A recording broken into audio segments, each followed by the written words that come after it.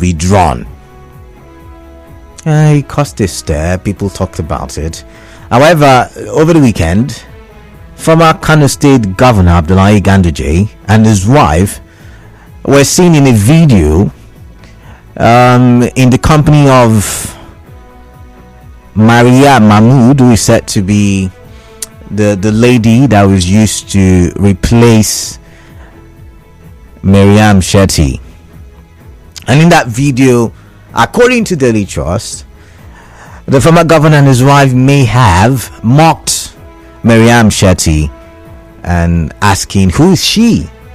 Who is she? And you know, when we ask that kind of question in Nigeria, sometimes it is not a good question. It is derogatory. And then we ask, who are you? Who you be safe? Something like that. And that's what happened in the video. But you know, that should not be the reason why we're talking about it, because that's not strong enough for a conversation. Now, Dame Ganduje was now recorded by several dailies today, listening to him talk during a radio program on why Maryam Shetty was replaced. And I'm going to do a quick summary so that, you know, we could open the phone lines quickly, given the fact that I'm shivering in the studio currently as I'm talking. So yeah, you remember the time when you and I talked about the APC governors in this state will shortlist candidates for ministerial nomination, and in places where there are no APC governors, then the APC leaders will nominate. So Ganduje said he was, you know, where he was, and he saw the nomination from his state. He did not make the nomination, so I mean, he respected it because he did not want to challenge it, given that everybody's been careful. However, according to him, because I did not see the rancor, he said there was trouble on social media and a lot of people criticized the appointment of Maryam Shetty.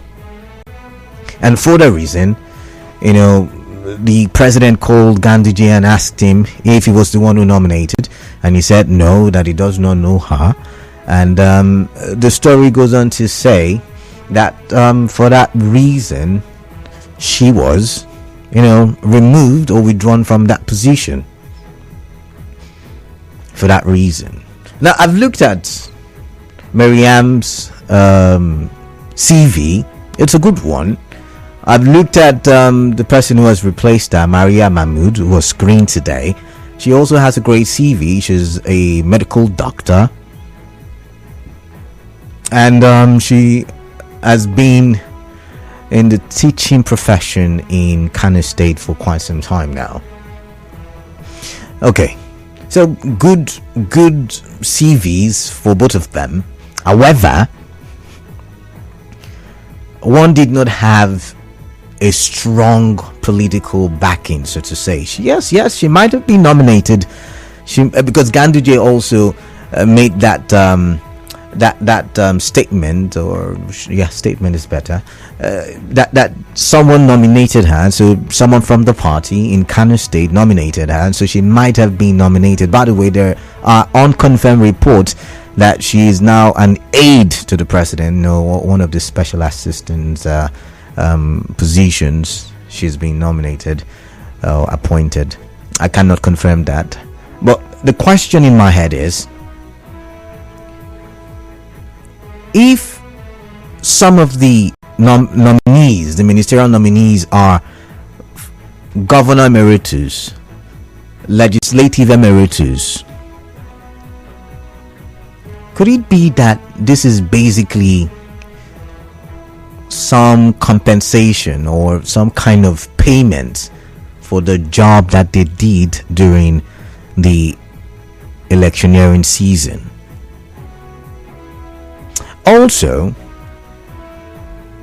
if the president is not in the know of the people that are being nominated, like I said, according to Ganduje's story, the president's attention was drawn to the criticism on social media And then the president asked, is it not your person? And he said, no, it's not my person. Remember, it was rumored that Ganduje's name was supposed to be, on the ministerial list. And then a meeting was held and he was, begged to assume the position of national chairman of the APC. And so my question is, my goodness, given the fact that the president may not know all of the ministerial nominees, what are your expectations? Because given the fact that we've had qualified people in the time past being in positions like this and we've not seen results, the question is salient. Given the current economic trajectory as well, what are you expecting from the cabinet that is being formed pending the confirmation by the Senate? What are you expecting, really? Now that you know, and maybe I should just read from one of the dailies for today, or was it yesterday? And it is captioned how Tinubu was misled in nominating Maryam Shetty as minister, coming from Ganduje. So how many other nominees were as a result of a political misleading? I'm wondering, yeah. 0817-923-0002 and 0817-923-003. WhatsApp number 0809-030-6416. Once again, apologies if my energy has dropped. I'm trying the best that I can to make sure that I push the conversation for development forward. So what are your thoughts on this? What are your thoughts? I'd like to hear from you. 0817-923-0002, 0817-923-0003. You can drop your messages 0809-030-6416. Also on Facebook, we're live, Nigeria Info PH. On X, formerly Twitter, we're live as well, Nigeria Info PH. And on YouTube, we're live. Drop your comments in the comment section. Thank you very much. All right, I've got Clinton. Clinton is calling from Bori. Hello, Clinton. Yes, Calendar. Yes, good evening once more. Yeah, good evening. Welcome. Yeah, I just wanted to petition that statement coming from Ganduje. He knows. He knows why that woman was withdrawn. Then, another thing. Hello? I'm listening to you. All right, then, President Tinubu is a strategist. I believe in his wisdom, he has selected the best. He also went further to try to create a balance between technocrats and politicians. So I think he knows fully well that there is need to cover that vacuum. Because if he goes ahead and picks only technocrats, leaving behind politicians, there will be problem in the system. But the replacement for the person that was withdrawn is not a politician. Yes, she has been a commissioner during the administration of Ganduje, but she's not necessarily a politician. That's what I'm saying. That he's trying to play the card of Ganduje. So Ganduje nominated this new person that replaced her. Of course. So it's a political move. Of course. Thank you. All right, thank you very much. I've got Kingsley from Port Harcourt. Kingsley, welcome. Quickly, please. Hello, Kingsley, are you there? Hello, Kingsley. All right, I've got Zion. Zion, welcome. I am not part of all these appointments, minister, this, that. Because all these are just portfolios to embezzle and settle political chronics and affiliates. We have PAMSEC from the state. Federal, we have PAMSEC. Why can't this PAMSEC be the commissioners? The PAMSEC from the federal be the minister. Do you know that they woke up the commissioner in state and PAMSEC are almost same thing? which means in absence of the commissioner, the PAMSEC can take over. Is it not so? Yeah, true. So why can't the PAMSEC automatically become the commissioner? For that 8 years period as is going, as this administration is ending, he will of course retire, and the next PAMSEC in age will take over. Let me finish the talk that is not beneficial. Alright. The day he starts in, he will tell you that there is nothing like corruption in this world. Or he will not give you another commandment. Corruption is fighting back. I don't need all these ministers, commissioners, appointments. They are irritating and full of corruption. So what are you expecting, given the recent revelation by Ganduje? Who is Ganduje? He's not a politician. Okay. Who are the people that have been appointed? Are they not politicians? What do you expect? See, it's going to be a retrogression, which we are going to go back another 20 years. What people don't understand what is politics. They thought it's just to talk. It's a game of the mind. Right, and how to exonerate yourself from the present day hardship. Mr. Zion, thank you very much. A commercial break coming up, a quick commercial break, and after that we'll go for the news headline. When I come back, hopefully we can talk some more on this. What are you expecting, given the fact that you now know that there is the possibility that a lot of the people there are there because of one political affiliation or the other, and maybe, emphasis on the word maybe. Commercial break, stay tuned.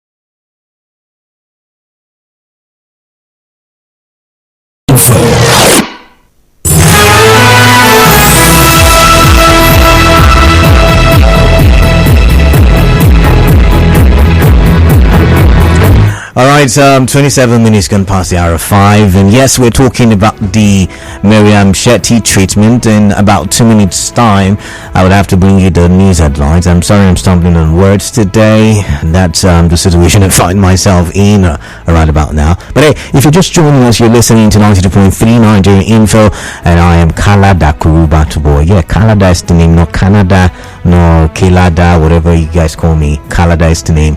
And yes, we are talking for development, and basically I'm asking, and I'm asking you, given the revelation by Ganduje, and if you do not know, Ganduje did say that he had a conversation with the president. Maybe I should just read out what was quoted on the various dailies.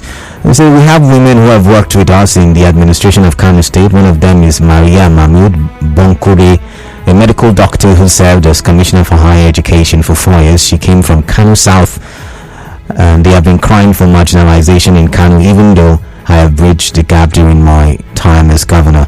I saw the need for Dr. Maria, who hails from Kano State, to fit in for the replacement, and now she's being screened for the position by the Senate.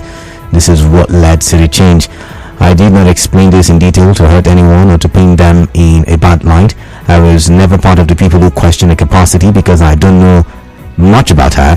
It is the outcry from Kanu, and this did not disqualify her from holding other positions because she has contributed to the success of the APC, and she will be treated as such, the former governor said. Now, she will be treated as such. Do you know what that means? The Godfathers at play.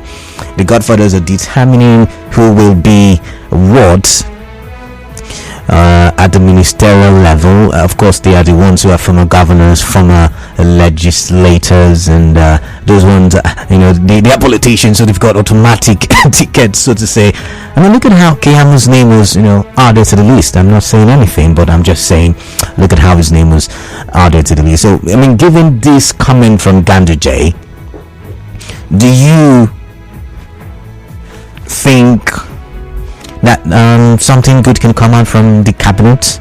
What are your expectations of the cabinet? Is it going to be business as usual, or, I mean, given the CVs of the ministerial nominees, then maybe there might be a change. We've got professors, we've got people with several degrees, more than one, multiple degrees. So yeah, what's your take on that? 081792300002 is the number, and 081792300003. I'll go for the headline news. When I do come back, we'll continue the conversation. Stay tuned.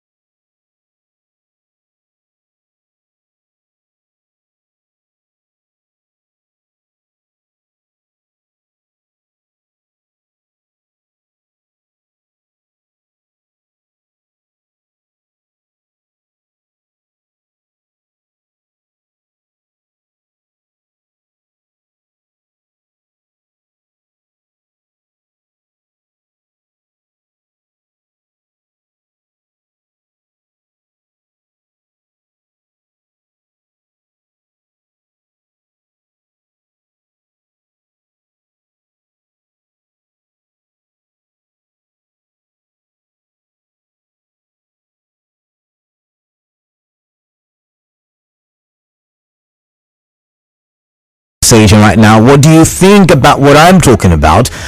081792300002, 081792300003. We're live on Facebook, Nigeria Info PH. We're active on X, Nigeria Info PH. We are live on YouTube, Nigeria Info PH. Let the conversations continue. I think I'm feeling slightly better because you're on the other side of the radio. So let's push the conversation. What do you expect from the cabinet given this revelation by the former Kano State Governor Ganduje? People picked, and the president does not know these people very well. And from the comments we're saying, it's likely people who are associated with the stakeholders in the APC politically. All right, let's take this call now, please. 0817-923-0002 and 0817-923-0003. I've got Amadi. Amadi is calling from Port Harcourt. Amadi, greetings to you. Welcome.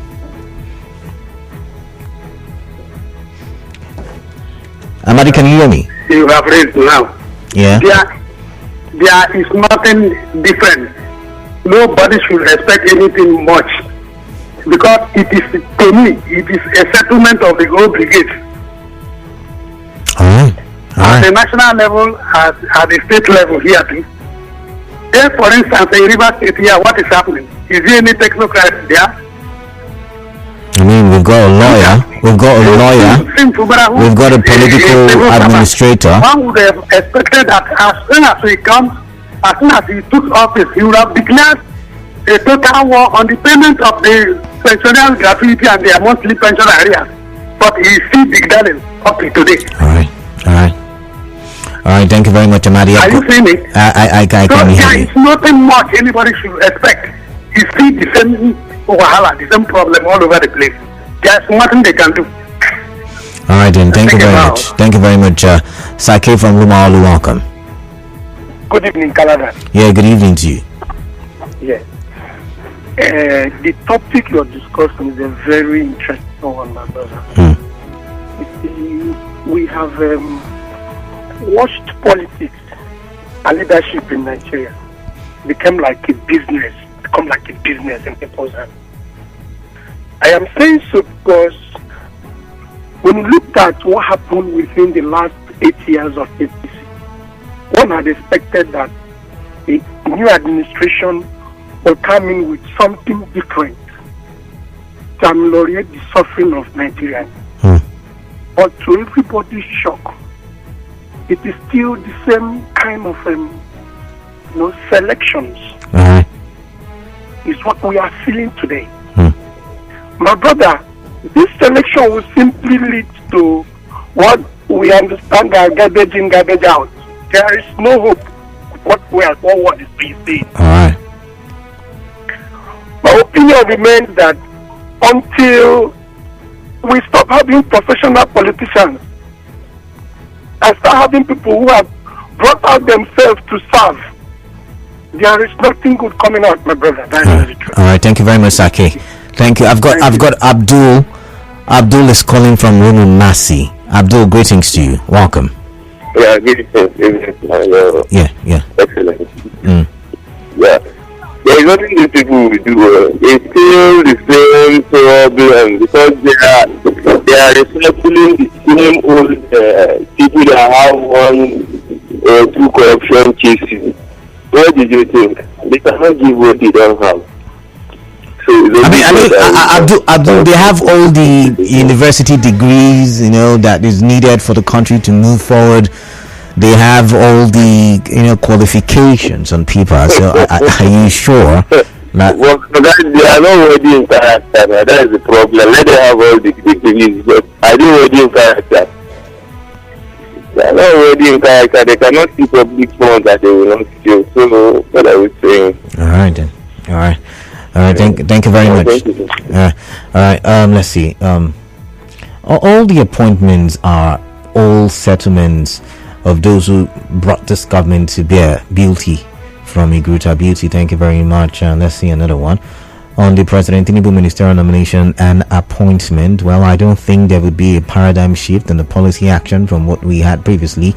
They are just appointed as usual. Juicy employment in quotes until the president does a self appraisal and step on toes in his policy implementation, especially these refineries issues that had been dragging back and forth. Majority of the names had one question or the other. I mean, for NS Port Harcourt. I've got Kunle from Burukri. Kunle, welcome. Yeah, good evening. Yeah, Kunle, welcome. You see, I get amused most times when I listen to Nigeria and different topics are raised. Now you have raised this topic. What do you think the appointment of these ministers? The same people who, when you ask another question about somebody like Wike, my governor of the party is the best in Nigeria. He must be there. The same person will call in right now and be telling you, we don't expect anything good from them. Yeah, people. I better let politicians enjoy their life. All I right. don't have much to say. All right, then. All right, thank you very much, Kule. Kule, thank you very much there. This one says, in all honesty, I have never been a big fan. Okay, you've not been a big fan of me. But from this day henceforth, I've grown deep respect and appreciation for you. Okay. Oh, okay.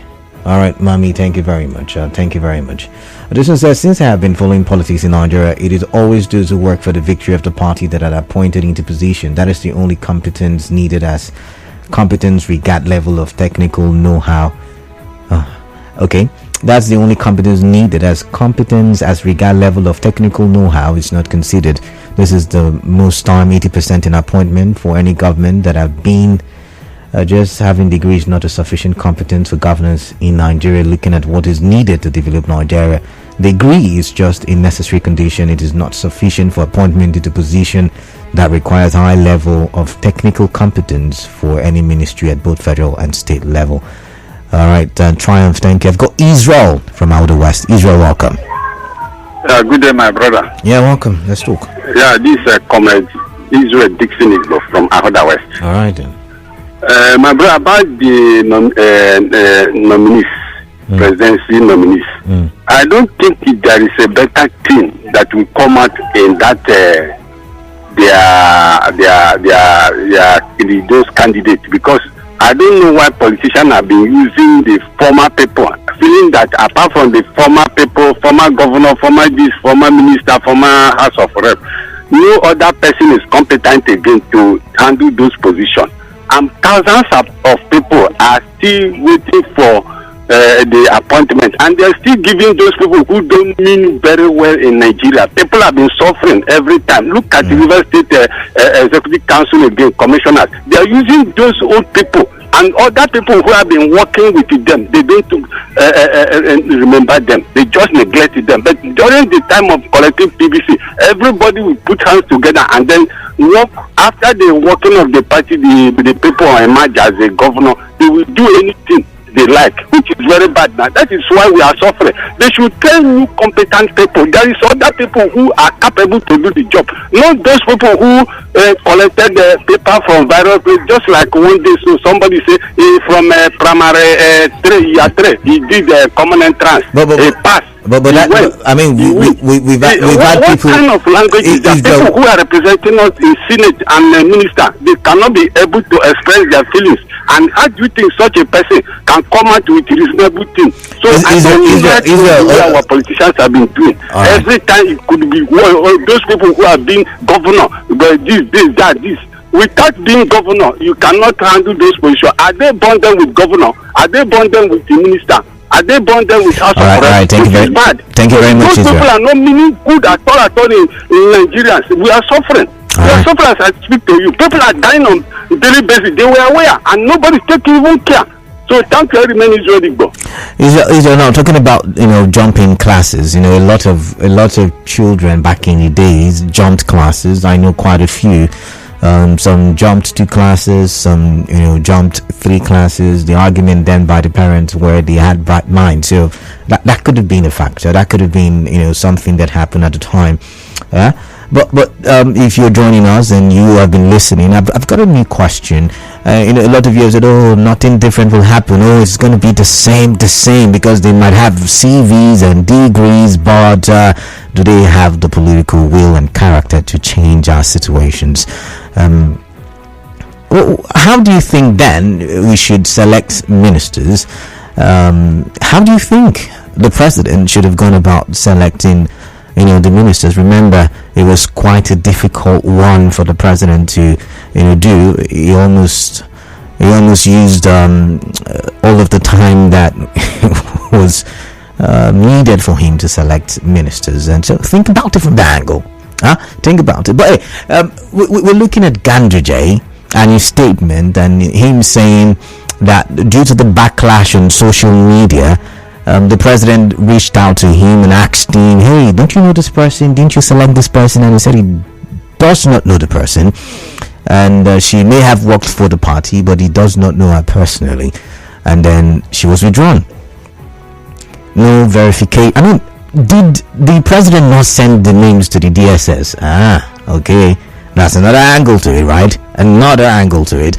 The president sent the names to the DSS, remember? And the DSS did some kind of screening as well, some kind of verification of the documents and details they have submitted. So, could it be that the campaign on social media was also political? Think about it. I mean, because if you want to put it side by side with the video that trended over the weekend where Ganduje and his wife, were, making a joke of the whole situation, asking who is she in, their language. Is it possible to say that the whole social media thing could have been orchestrated by political merchants and all of that stuff? What are your thoughts, really? I'd like to hear from you. Now that you know how the appointments, materialized or were achieved or were realized, do you expect much from the cabinet? Do you really expect much? I've got 15 minutes thereabouts to the top of the hour, and then of course we will have the major news at 6.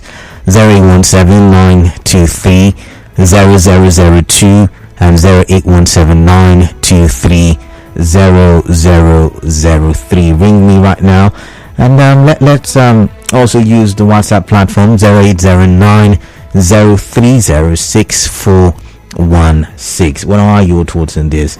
And as well, you can use Facebook and drop your comments there. Nigeria Info PH. Alright, I've got a call and I'm waiting for the call screener to patch the call through so I can hear from the person. Oh, Fine Mind, welcome. But before I listen to Fine Mind, Legit Man in Joko on Facebook says the Tinubu ministerial appointees is what I call thank you appointments, and besides, Keyamo Saga at Senate is a welcome development that is supposed to happen to people like him. Kudos to the Senate that moved that motion against him that resulted to the rancor not take bow and go as usual. Fine Man from Elimi Junction, welcome. Hello? Yeah, welcome. Yeah, hello. Good evening. Yes, I wouldn't expect much from the present set of ministers that have been appointed by Tinubu. Alright. Not because I know them much, or not because I'm preempting them, but because of the pattern when the president chooses them. The choices of these guys are based completely on political patronage, not on competence. All of the people who are appointed based on what they did during the election or the relationship that the president has with them. And that is the bane of democracy, especially in our country. Political appointment is not supposed to be based on, personal relationship. It shouldn't be a kind of compensation. Yes, the fact that he works for me to emerge as a leader doesn't mean that he must benefit directly by being appointed. If the economy gets better, the country gets better, of course you will benefit. So the way and manner in which I appointed them, I think that I wouldn't expect much from them, because I don't think there's any technocrat among the appointees. It's only based on recommendation, personal relationship and all that. And it's a very big problem. And sometimes we wonder if this democracy that we have practiced for the past 24 years has been beneficial to us or not. I'm telling you, because a lot of things we have done by the military government, which we are enjoying today. Like the three refiners that we have, and one modular refinery in Imo State that we have built by the military government. What refinery in Imo State? Because the way that we practice democracy in this country is not supposed to be that way. Look at a president appointing a minister without knowing who the minister is. What if the person comes and disappoints the country? Are you going to blame the person, or you blame yourself? That's the problem we have. All right then. Political appointment should not be a kind of compensation, because Nigeria is nobody's property. All right. Fine Mind. That the measures of the president must do things that benefit the people, not what pleases him or her. Thank you. Fine Mind, thank you very much. I've got Frank from Akpajo. Frank, greetings to you. Welcome on the show. Let's get your thoughts, please. Good evening, Galata. Yeah.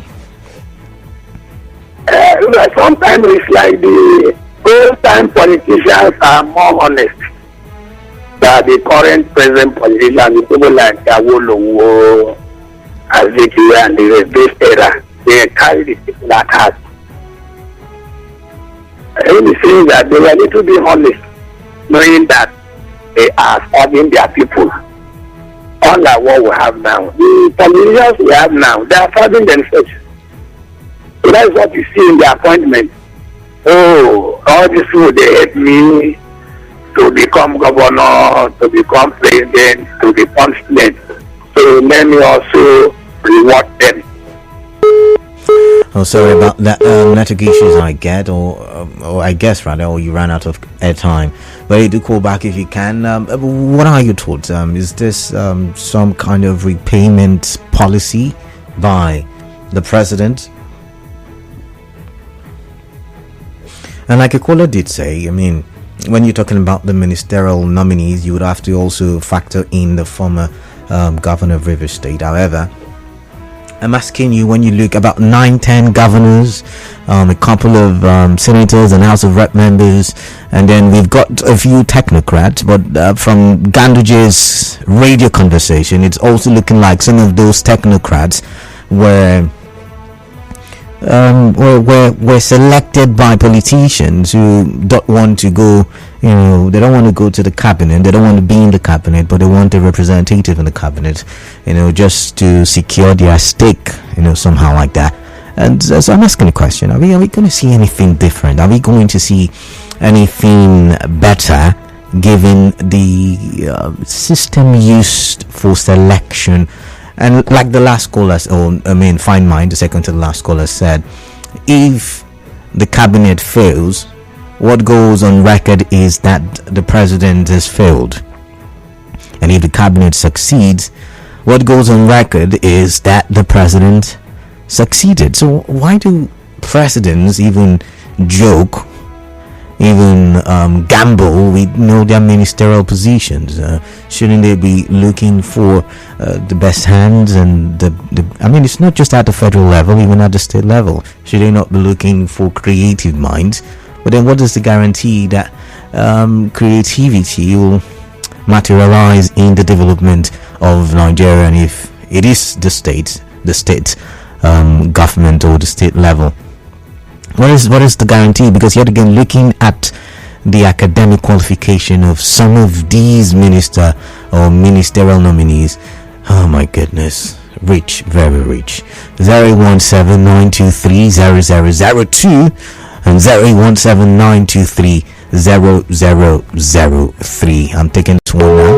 Alright, I missed it. Please to call back and let's have a conversation. 017. It's almost time for a commercial break, so you can call right now and let's talk. What are your expectations? Are you expecting anything different? Are you happy about the selection process, given our economic challenges, given the challenges that Nigeria is faced with, that need the determination of skilled men and the determination of strong hands? Do you think that we're on the right path? 017-923-0002, 017-923-0003. I've got Hector from Ogbogoro. Let's listen to Hector.